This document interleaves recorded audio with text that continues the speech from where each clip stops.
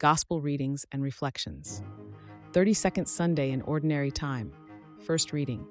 1 Kings 17, verse 10 to 16. So he arose and went to Zarephath, and when he came to the gate of the city, behold, a widow was there gathering sticks, and he called to her and said, Bring me a little water in a vessel, that I may drink. And as she was going to bring it, he called to her and said, Bring me a morsel of bread in your hand. And she said, As the Lord your God lives, I have nothing baked, only a handful of meal in a jar, and a little oil in a cruse. And now I am gathering a couple of sticks, that I may go in and prepare it for myself and my son, that we may eat it and die. And Elijah said to her, Fear not, go and do as you have said, but first make me a little cake of it and bring it to me, and afterward make for yourself and your son.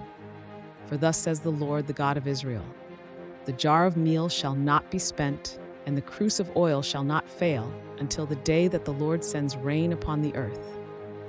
And she went and did as Elijah said, and she and he and her household ate for many days. The jar of meal was not spent, neither did the cruse of oil fail, according to the word of the Lord which he spoke by Elijah. Second reading. Hebrews 9:24-28. For Christ has entered not into a sanctuary made with hands, a copy of the true one, but into heaven itself, now to appear in the presence of God on our behalf. Nor was it to offer himself repeatedly, as the high priest enters the holy place yearly with blood not his own, for then he would have had to suffer repeatedly since the foundation of the world. But as it is, he has appeared once for all at the end of the age to put away sin by the sacrifice of himself.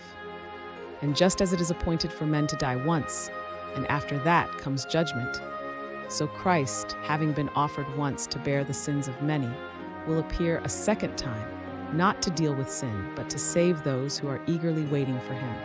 Gospel reading.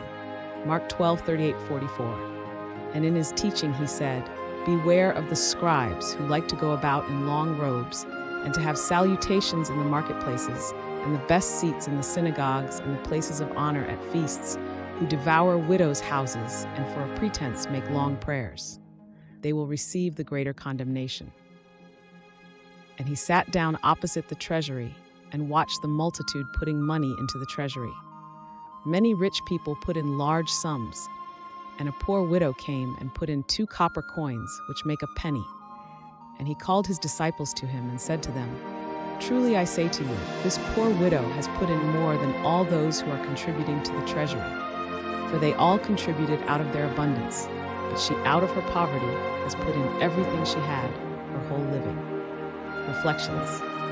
In the Gospel, Jesus contrasts the prideful behavior of the scribes with the humble offering of a poor widow. The scribes seek recognition and honor, using their religious status for self-glorification while neglecting true justice and charity.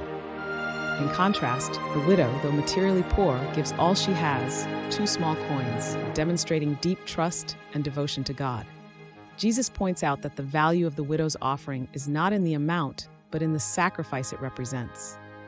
While others give from their abundance, she gives from her poverty, offering her whole livelihood. This act of selfless giving reflects a heart fully surrendered to God. This passage invites us to reflect on the sincerity of our own generosity. Are we giving to God and others from what is comfortable, or from a place of true sacrifice?